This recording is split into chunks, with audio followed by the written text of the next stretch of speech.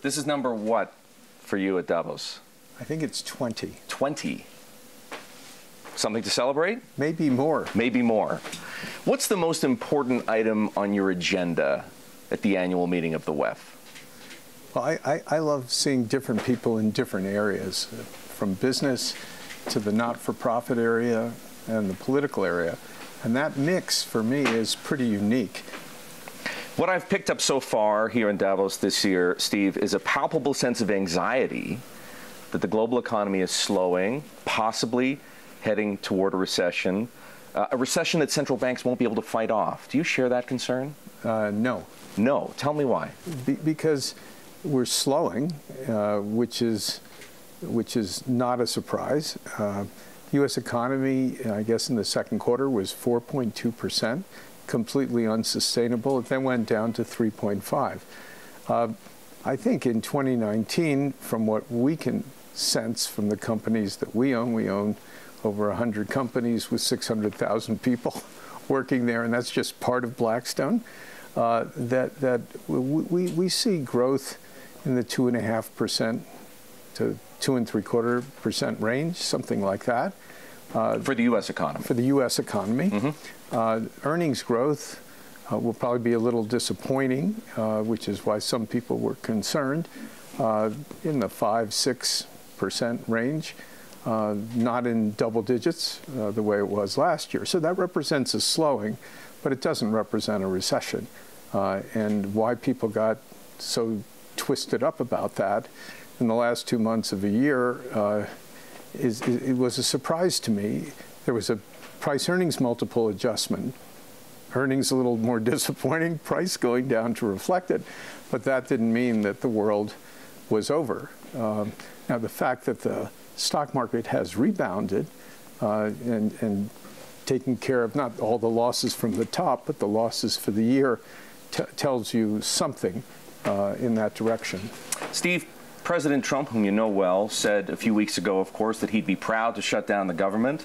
And so far, at least, the American public, polls suggest, hold him more responsible than the Democrats for keeping the government shut down. Given what you just articulated, that the economy is slowing, is it wise for the president to put the economy at risk, keeping the government shut down and those 800,000 federal employees unpaid?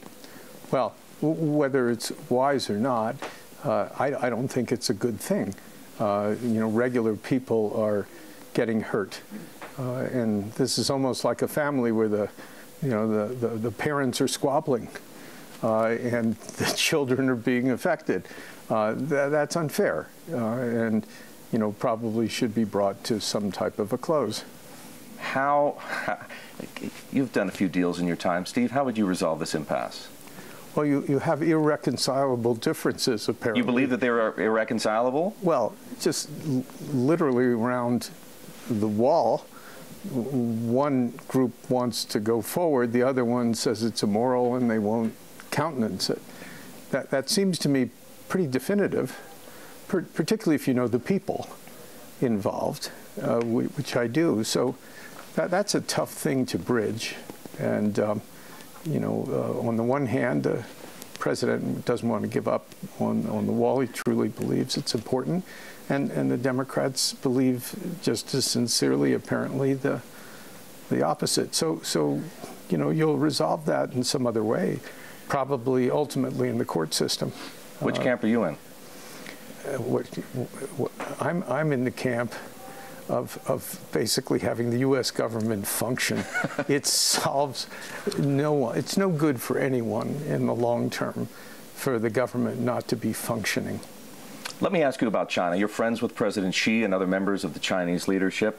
They appear, based on some commentary out of a meeting that President Xi held yesterday and other signs, to be growing more concerned about the slowing pace of the Chinese economy. What's your read on the Chinese economy, Steve? Well, the Chinese economy is slowing. That's pretty well documented. There are a few reasons, for that, including the corruption investigations in China, which are making approvals on things more difficult. There's more government intervention in the private sector. There's the tariffs that are being discussed, although the financial impact of those per se isn't that great. And so they've got three things going on, and literally an endless cycle of economic growth. And whether they grow 5% or 6%, you know, it's still a lot, but it's off what their growth rates have been, and it's normal to be sensitive. It's particularly important for them because they were trying to pay down debt and be more conservative financially, but when you hit an air pocket, you all of a sudden you've got to borrow money, you've got to regain spend it, altitude. you got to restart your economy. You have a window into the U.S. trade negotiations with China. From your perspective, Steve, how are they going? I'd say it's going pretty well compared to all other times. I think you need some perspective that it's been 70 years since we've had a trade agreement with China. So that's a lot of failure in a lot of places. And we now have certainly what appears to be the head of state of both China and the United States who would like to progress something. Do you think we'll see something by that end of February deadline that the president set when he held off the tariffs in December? Well, you're going to see something, either success or failure. Okay, let me ask it differently. Are the Chinese prepared to make the concessions that the Trump administration wants? I don't think in any negotiation one side prevails. I think there'll be something much more in the middle than just what the U.S. wants or just what the Chinese want. I think one of the important things that most people don't think about as they talk about those discussions, they talk about trade deficits, talk about tariffs, talk about intellectual property. One of the things that I think could potentially be a deal breaker is compliance. And the U.S. is very focused on making sure that anything that's agreed upon actually occurs. Is enforced. And so that enforcement mechanism becomes key. That's an obstacle here. Becomes key. And that's not something that the Chinese are used to. It's something in the West we're regularly used to. We pass a law, and if you don't comply, something bad happens. So I think a mechanism for this could be setting up a bureau within the office of the vice premier, so that if something isn't carried out for a company or whatever, they can bring that to that bureau, and as long as there's a time frame for resolution, it will get resolved one way or another. That type of mechanism is important in the trade area. While these trade negotiations are going on, the U.S. government appears to be getting more aggressive on IP theft by Chinese actors. How serious, Steve, do you think, how serious a threat, I should say, do you think a company like Huawei poses to the United States? I don't really know the details of that. I just know what I've read. And, you know, you've got the Chinese side saying that's not true. You've got the U.S. side saying something different. There are all kinds of issues that involve shipping goods to countries that are supposed to be prohibited. There's also potential piracy issues. I think that's one, you know, not to dive from this, but that's one for professionals. A question or two for you about Blackstone. There's a healthy debate inside your firm over whether to convert from a partnership to a so-called C Corp. Some of your partners are in favor, some are against. Where are you?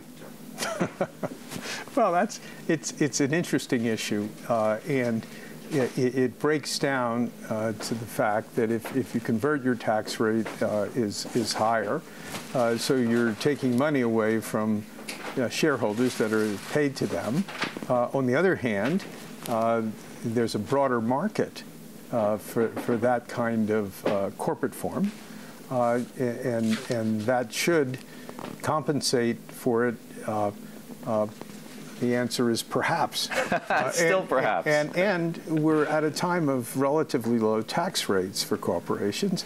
So as you think about this decision, you have to look forward and say, will taxes be going up for corporations? Because then that makes the break even a little more difficult. So, is that what you think is going to happen after the 2020 election? I don't know. I just don't foresee anyone lowering taxes lower than the 21% rate. So I think in that sense, it's just another factor to consider. Steve, you're the chairman and the CEO of Blackstone, but you've handed the reins, the day-to-day operating reins, to John. And I'm curious, as he gets more comfortable in that role, will you be spending more of your time on philanthropy? You just gave $350 million to MIT. Well, I love Blackstone, and John Gray is terrific, and Tony James before John was also terrific, and Tony's still at the firm, and John's really providing the leadership role now, and I have a wonderful position at the firm where I get to be involved in everything, and we still have our management committee meetings every Wednesday. We talk about everything, and I'm not going anywhere vis-a-vis Blackstone because I love it. On the other hand, as you get older, your opportunity to do philanthropy gets less and less every day because at some point you won't be there. And so, I enjoy the major things I do, the MIT gift, the Schwarzman Scholars in China, the Yale Center, Schwarzman Center at Yale, all kinds of stuff.